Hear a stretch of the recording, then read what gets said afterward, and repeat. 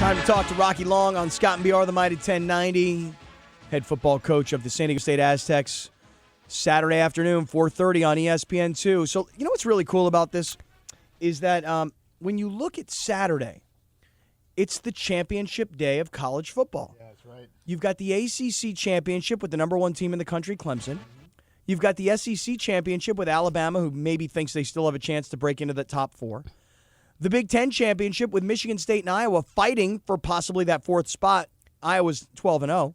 The Pac-12 championship with Stanford and USC in a rematch. It is the day of champions. Right. And San Diego State Air Force plays on that same day on national TV, and we're hosting the game here in town. You know what that is, Scott? That's something special. Oh, You know it is. you better That believe is something special. That is something special now. Oof. Coach Rocky Long on Scott and BR on the Mighty 1090 via the Corky's hotline. Hi, Coach. Hi, guys. How are you? Really good. You? I'm okay, thanks. Yeah.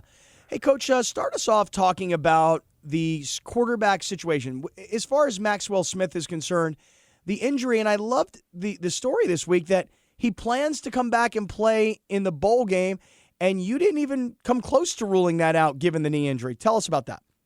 Well, I talked to our team trainer and all that, and then he wanted to take a chance of rehabbing his knee and playing in a brace in the bowl game, and I didn't see any reason not to let him try to do that. I guess people have done that in the past, and I hope we have a bowl game far enough back that he can get well and hopefully play in it. And I was surprised he wanted to. His plan is to get it operated on after the bowl game, so I hope he makes it. All right, so Maxwell Smith is down for this championship game Saturday at Qualcomm. And that means that a young man who got some playing time earlier in the year and a kid who's local from Carlsbad. I always think this is a big deal because it helps recruiting, in my opinion, when you have, local kids. Tell us what you expect from Christian Chapman. I expect him to carry on what Maxwell was doing. I mean, he came in for Maxwell in the last game and did pretty much the same thing. I mean, he didn't put the ball in jeopardy. He made a couple of nice throws to keep drives alive. He scrambled a couple times to get a first down. He played within himself. He played confident and helped us win the game. So we expect him to play the same way. We think he's going to be a really, really good quarterback.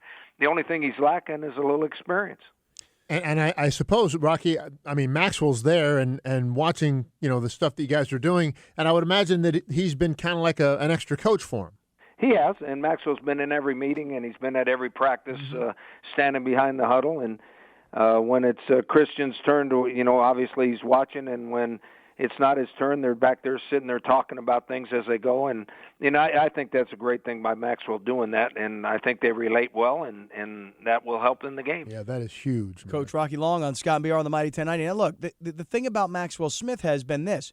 Even though he doesn't throw the ball that frequently, he has proven that he can throw the ball effectively down the field, and when you're a running team, kind of keeps the defense off balance when all of a sudden you got a guy going deep. Will Chapman get the chance? Will you run the offense the same way? We're going to run the offense exactly the same way, and that's what we did last Saturday night. And there was a couple of times we went back to throw. He made a couple real nice throws to keep drives alive and get first downs. And then I already mentioned that he scrambled for a couple first downs too. So the game plan's not changing. I mean, some of the protection schemes and all that might be called by the offensive line instead of him. The center's probably going to be the one calling the protections rather than Christian, where Maxwell was doing that. I think Christian is well served to check the running plays to the right running plays because that's more or less seeing what techniques the defensive linemen are playing up front. And I'm sure he can do that. So the offense is going to be exactly the same. All right, very good. Well, congratulations to San Diego State, not only winning 8 straight games in the conference and, sweeping the Mountain West Conference awards, Coach of the Year, Defensive Player, Offensive Player, Special Teams Player. I mean, you guys, that's what winning does, right? It brings awards. Yeah, I mean, everybody that gets those kind of awards realizes, on our football team anyway, realizes that those are team awards.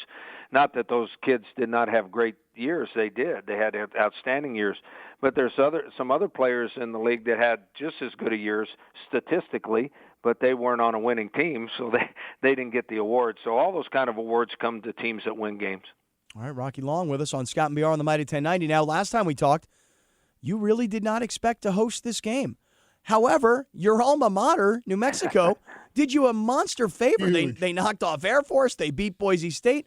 I mean, you got to really thank the guys back at New Mexico. That was really nice of them. I did send a text to Bob Davie expressing my appreciation, and you know what? I'm glad they did it so we can play here. Yeah. Rock, do you find yourself wanting more time to get ready for Air Force when you're on kind of a short week? There's a good defensive man for you. I'll tell you what now.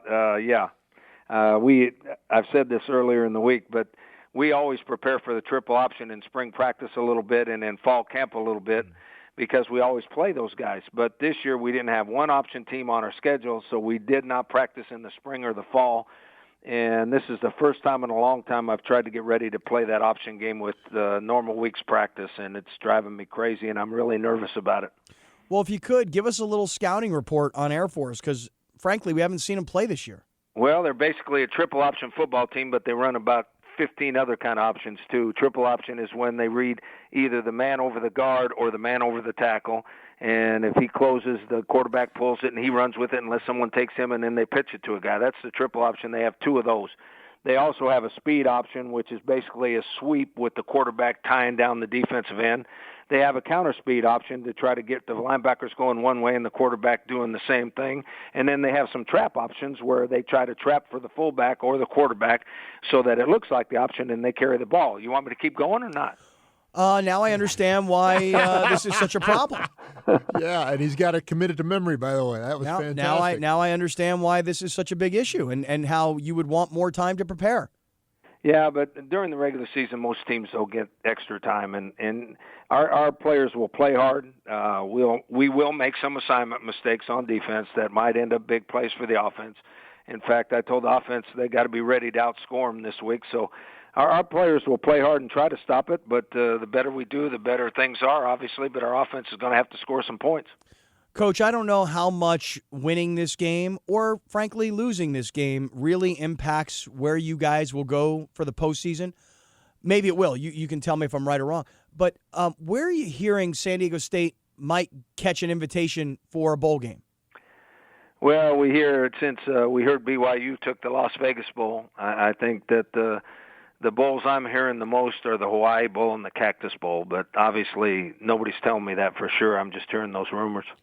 Now, the Hawaii Bowl, do you happen to know this offhand, what the date would be of the Hawaii Bowl? It's December 24th. Okay, and then how about the Cactus Bowl? January the 2nd. Okay, so I think any coach would rather have the later bowl game so you can get more practices in. Yeah, you guys, you need to come over here and coach for me because you guys understand all that. That's exactly right. The longer time you have, the better your team is in the future. Now, Donnell Pumphrey was on yesterday, and he wants to play in the earliest bowl game possible. Now that's a player talking, right? There you go. Right. He said, I want the longer break. That's the difference. But I wonder this. Okay, a coach wants the later bowl game for more practices. The players want the earlier bowl game for a longer break. Yeah. But what would you rather have? Would you rather have Hawaii, or I assume the Cactus Bowl, is that in Tucson? And it's in Phoenix. Oh, it's in Phoenix. Mm-hmm. Okay, gotcha. What would you rather do? Easier travel to Phoenix? Yeah, well, there's two reasons. Obviously, there's more time. But I think a lot more families would be able to come and watch their young men play football in Phoenix. I think it would be much easier on our fans. It'd be much easier on the families that would like to watch them play. And obviously, going to Hawaii, there's not many people that can afford to go over there for a bowl game. And, even though we would love to be in Hawaii for 4 days, that's nice. Not bad. Not bad at all. Well, it's going to be an exciting weekend, Coach, and I don't know if you would like to take a few seconds here to communicate to the fans. You know, we've been talking all week that last year in Boise, I think they had 30,000 people at the game. And we've been saying all week, we got to beat that number. We're the bigger city. We've got, obviously, the bigger stadium. I mean, we're the bigger TV market for the Mountain West Conference. It really would be great if the city and the fans would come out and support. 150-plus thousand alumni in San Diego. It would just be phenomenal to get 40, 50,000 of this game. Would you like to address the fans? Sure, I would. I think that one of the great things about hosting the game is that you have a home field advantage. And in my opinion, the biggest home field advantage is the the energy in the stadium, and that is based on the fans in the stands that are supportive of the team on the field, and the energy goes from the stands to the football field, and there will be times where we're going to be kind of having some troubles, and that kind of energy gets you over those humps, and it also gives your team excitement and the will to win when things aren't going right. So if we can get as many people there as possible, that's where the real home field advantage. Now, the weather is nice here, and if we'd have been in Colorado, we'd have been fighting the weather, but the real home field advantage is the people in the stands that support the team on the field. Yeah. So, look, I mentioned it to you before. You can go to goaztecs.com, and they've got a package. It's 4 tickets, 4 hot dogs, 4 drinks for $80. I mean, where are you going to get that? For family entertainment. And I don't know how it is, Coach, but given that Friday, I think it is the CIF championships of high school football, right? Right. So I assume that you're going to have a lot of recruits, not just from this upcoming class, but for classes in the future. I mean, you got to use this to, I don't know if this is legal or not, bring juniors and sophomores. I mean, you got to recruit. You got to use this as a great recruiting tool. We have already. I mean, as soon as we qualified for the championship game, we started that, and as soon as we found out we were hosting, obviously we ramped it up some to get as many of those kind of. And as long as they're in high school, they can come. That's true. We ramped it up and tried to get as many of those people as we could. Mm-hmm. Well, this is going to be quite the exciting weekend for San Diego State Athletics. Will you go to the basketball game on Sunday? Well, we actually have our football banquet on Sunday. So we did that on purpose because we thought we could celebrate at the banquet, but it was really because our anticipation was to be in a bowl game, and we wanted to have the banquet before the bowl game. And at that time, we thought the basketball team was going to be playing on Saturday. Well, the banquet's at what time? 4:30? Yeah, about 4:30, yes, sir. Game's at 2? Basketball game? Oh, my gosh, Scott. Not everybody's like you, that we try and cram 50 million things into one day. No, but hold on a second. Wait a second. He has to prepare. But hold on. I want to just say one thing.